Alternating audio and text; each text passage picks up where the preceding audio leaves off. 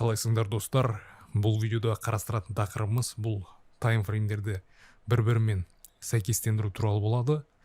Нақтырақ айтсақ, жоғары таймфреймдегі интересный зонадан, яғни пой зонадан төменгі таймфреймдегі точка входаға, яғни entryге қалай өтуді түсіндіріп беретін боламын. Ең алдымен бізге топтауын анализді түсініп алу қажет, яғни жоғарыдан төменге қарай өту. Топтауын анализ кезінде мен 3 таймфреймге ориентир жасаймын. Оның біріншісі жоғары таймфрейм. Бұл жақтан мен трендті анықтаймын, яғни бағытты. Ал екіншісі бұл бізде орташа таймфрейм. Бұл жақта структураны анықтаймын. Үшіншісі бұл бізде төменгі ең кіші таймфрейм. Бұл жақта мен entry, яғни сделкаға кіруге точка входаны анықтаймын. Бүгінгі видеода ең баса назар аударатын бұл бізде осы екі таймфрейм болмақ. Ал осы бағыт туралы, байс туралы түсінбей жатсаңыз, сұрақтарыңыз туындап жатса, менің ютубтағы видеомды қарасаңыздар болады, күндік бағыт деген. Ал егер трейдингті жалпы осы тақырыптарды үзінді видеолар арқылы емес, толық жүйелі түрде меңгергіңіз келсе, менің курсыма шақырамын. Ол жақта апталық стримдер болады, онда жаңа тақырыптар өтеміз және сұрақ-жауап сессиялары болады. Сонымен қоса 50-ден астам видео сабақ бар. Ол видео сабақтар жаңарып, жаңа сабақтарда қосылып отырады. Стримдерден бөлек сол сабақтарды қарау арқылы білім ала аласыз. Және де жабық трейдерлер комьюнити бар және нәтижеге жеткенге дейін берілетін кері байланыс бар. Менің мақсатым ақпарат беру ғана емес, оны практикада қолдана алатын деңгейге жеткізу. Егер бұл сізді қызықтырса, видеоның сипаттамасында өзімнің телеграм аккаунтымды қалдырамын, сол жаққа байланысқа шықсаңыз болады. Бұл ситуацияда жоғары таймфреймде баға точка разворотаны қалыптастырғанын көріп отырмыз. Яғни баға свинг нүктесін қалыптастырды және осы қара свечаға қарайтын болсақ, баға осы алдыңғы шамның минимумнан асып барып закреп жабылған болатын. Сондықтан келесі күтілетін шам бізде медвежий, яғни төменге бағытталған шам. Ал енді мен структуралық таймфреймде нені іздеймін? Біріншіден структуралық таймфрейм менің жаңағы жоғары таймфрейммен, яғни трендті анықтайтын таймфрейммен сәйкес келгенін күтем. Сәйкес келу үшін осы структуралық таймфреймде баға CISD, яғни жеткізу күйінің өзгеруі болу қажет, немесе структураның өзгергенін күтемін. Және баға дәл осы структураны өзгертіп бергеннен кейін менің осы структуралық таймфрейм, яғни орта таймфрейм алдыңғы жоғары таймфрейммен сәйкес келеді. Содан кейін мендегі келесі қадам ол key level, яғни кілтті аймақ, интересный зонаны. Бұл ситуацияда бізде пой зона, бұл мына жердегі имбаланс зонасы, және де CISD немесе order block зонасы бізде пой зона болып саналады. Және де интересный зоналарға не жатады, яғни пой зоналарға. Біріншіден имбаланс, firewall gap, және де order block зонасы, кез келген максимумдар мен минимумдар, яғни интересный зона болып саналады. Біз енді орта таймфреймді үлкен таймфрейммен сәйкестендіргеннен кейін кіші таймфреймге өтеміз. Бұл жақтан біз көріп отқандарыңыздай баға order block зонасын қалыптастырған, себебі басында баға бастапқыда жоғары қарай бағыттаса, бычий қозғалыс жасап, кейін төменге қарай бағытталып, мына екі свечаның ашылу бағасынан төмен барып жабылған болатын. Бұл бізге order block зонасының қалыптасқанын көрсетеді. Және де біздің кіші таймфреймімізде ортаңғымен сәйкес келді. Сондықтан біз осы жақта entry жасап, сделкаға кірсек болады. Яғни осы order block зонасынан. Яғни егер 3 таймфреймде бір-бірімен жақсы байланысатын болса, сәйкес келіп, онда кіші таймфреймдегі қозғалыстың тиімді жүру ықтималдығы жоғары болады, яғни баға көп жағдайда кеңейеді, өте импульсті қозғалыстар жасайды. Сіздің жалпы таргетіңізге, тейк профитіңізге баға тезірек жететін болады. Ал енді таймфреймдерді бір-бірімен қалай жұптастырамыз? Мысалға, апталық таймфрейм мен 4 сағаттық таймфрейм бір-бірімен жақсы байланысады. Күндік таймфрейм мен 1 сағаттық таймфрейм 4 сағат пен 15 минут, 1 сағат пен 5 минут деген сияқты.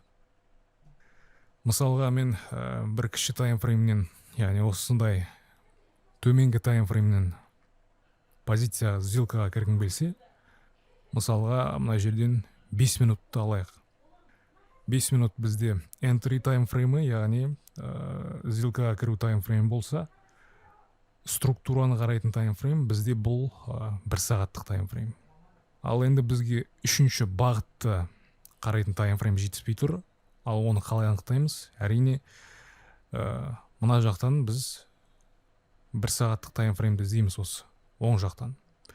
Жоғарыға қарайтын болсақ, бізде оң жақта 1 сағаттық таймфрейм ол күндік таймфрейммен байланысады деп тұр. Сондықтан біздің үшінші ең жоғары бағытты, яғни трендті анықтайтын таймфрейміміз ол күндік болады. Немесе 15 минуттық таймфреймнен сделкаға кіретін болсам, менің структураны қарайтын таймфрейм ол 4 сағат болады, яғни ортаңғы таймфрейм осы. Ал одан да жоғары таймфреймді анықтау үшін мына жақтан 4 сағаттық таймфрейм тауып аламын. Міне 4 сағаттық таймфрейм, және одан жоғары таймфрейм бұл бізде апталық. Сондықтан біз сделкаға кіретін болсақ 5 минуттық таймфреймді пайдаланамыз, структураны 4 сағаттан қараймыз, ал трендті апталық таймфреймнен қараймыз. Ал енді мына ситуациядағы структуралық таймфреймге қарайтын болсақ, яғни ортаңғы таймфреймге, бұнда баға бізде маңызды аймаққа key levelға жеткен. Бұл бізде swing low нүктесі. Баға сол аймақты бұзып өтті, бірақ диапазоннан шығып жабыла алған жоқ. Сәйкесінше разворотный точка қалыптасып жатқанын көріп тұрмыз. Енді біз ортаңғы, яғни структураны қарайтын таймфреймнен интересный зонаны тауып алғаннан кейін, біз сәйкесінше кіші таймфреймге өтіп, точка входа іздейміз. Бұл жақта біріншіден осы key level зонасынан бағаның order block зонасын қалыптастырғанын күтеміз. Және order block зонасы қалыптасқаннан кейін сол аймақтан маркеттік бағамен кірсеңіздер болады, немесе бір интересный зона тауып алып, тағы да сол жақтан точка входаны іздеп, стоптарыңызды орналастырып, take профиттеріңізді минимум 2R-ге қойып, сделкаға кіре аласыздар. Ал енді нақты графикалық мысалдарға өтейік. Бұл ситуацияда біз апталық таймфреймді жоғары таймфрейм, яғни трендті анықтайтын таймфрейм ретінде қарастырып отырмыз. Бұл жақта контекстті түсіндіріп өтетін болсам, баға басында бычий болды, кейін откат жасаған болатын. Сәйкесінше откат бізде астыңғы жақтағы имбаланс зонасына тест жасаумен басталған, бірақ кейін баға бізде дәл осы минимумдардағы ликвидностьтерді шешіп, разворотный свечи қалыптастырған болатын, яғни өзінің алдындағы шамның диапазонынан шықпай жабылды. Сәйкесінше біз келесі күтетініміз ол бағаның осы максимумға дейін расширение, яғни импульстік қозғалыс жасағаны. Сондықтан біздің үлкен таймфреймдегі тренд бұл медвежий емес, керісінше медвежийдан бычийге ауысқан бағыт болып саналады. Сондықтан біз орта таймфреймде структураның бычийге ауысқан күтеміз. Міне мына жақта бізде баға ортаңғы таймфреймде 4 сағаттық таймфрейммен байланыстырамыз дедік. Ортаңғы таймфреймде баға ең соңғы рет медвежий қозғалыс жасаған осы бірнеше сериялық медвежий свечалардың ашылу бағасынан жоғары барып жабылды, және мына жерде структураны да өзгерткен болатын. Осымен біз ортаңғы таймфреймімізді жоғары таймфрейммен, яғни бағытты анықтайтын таймфрейммен сәйкестендіріп алдық. Ол жақта контекстті растап алдық. Енді кіші таймфреймге өтіп, мына жердегі бір интересный зонадан, мысалға мына жерде интересный зона ол біріншіден имбаланс зонасы бар, және де мына жерде CISD, яғни жеткізу күйінің өзгеруі. Order block деп атасақ та болады, пой зона ол саналады. Сондықтан кіші таймфреймге келгеннен кейін дәл осы жерден тағы да бір order blocktың қалыптасқанын күтіп, жоғары қарай сделка жасақ болады. Мына ситуацияда мен ортаңғы таймфреймнен де кіре салдым, бірақ қазір сіздерге 3 таймфреймді байланыстырып entry жасауды, яғни көрсететін боламын. Мына жердегі ситуацияға қарайтын болсақ, біз маркеттік бағамен кіргім келді, бірақ тәуекелмен табыстың арақатынасы сәйкес келмейді, бізге тиімсіз.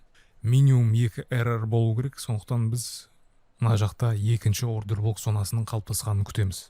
Баға бізде откат жасады, бір интересный зонаға тест жасады, бірақ мына жақтағы ордер блок зонасына бағаның келіп келмеуі екіталай, себебі басқа бір интересный зонадан тест алып тұрғанын көріп тұрмыз. Және де бірнеше медвежий свитчадан асып барып шалды, сондықтан бізде бұл аймақта қорғалған ордер блок зонасы қалыптасты. Осы жерден маркет бағамен кіре салуға болады, немесе мына ордер блок зонасына бағаның тест жасағанын күтсеңіз болады. Стоп лосс қорғалған минимумға қойылады міндетті түрде, ал таргетіміз минимум 2 RR болуы керек. Және де баға біздің осы сделкамызды орындап берген болатын. Ал енді келесі ситуацияға назар аударатын болсақ, бұл ситуацияда мен жоғары таймфрейм ретінде күндік графикті алдым. Бұл жақтағы контекст, жалпы тренд қандай екеніне назар аударайық. Біріншіден баға бізде үстіңгі жақтағы имбаланс зонасына тест жасаған, және осы жақтағы бірнеше failure swing аймағына, яғни оңай шешілетін компрессиялық ликвидностьтермен жұмыс жасаған болатын. Содан кейін дәл осы диапазонның ішінде жабылған болатын, сейв жасап. Сондықтан біздің келесі күтетін, жоғары таймфреймнен күтетін трендіміз ол бычий емес, медвежий. Міне енді ортаңғы таймфреймге келіп жеттік. Ортаңғы таймфреймде жаңағы көрсеткен ликвидностьтерге себеп болды. Енді біздің көруіміз керек нәрсе ол ортаңғы, яғни структуралық таймфреймнің жоғары таймфрейммен сәйкес келуі. Сәйкес келу үшін мана айттым, структура өзгеру керек, немесе жеткізу күйінің өзгеруі қажет дедім. Біз мына жерге белгілеп қоямыз, және де баға структураны өзгерткен болатын осы аймақта.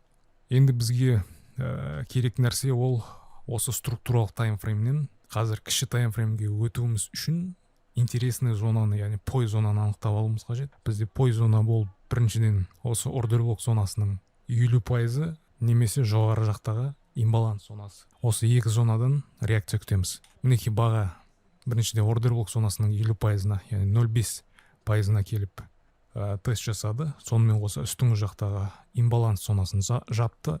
Сондықтан біз енді төменгі таймфреймге өте берсек болады.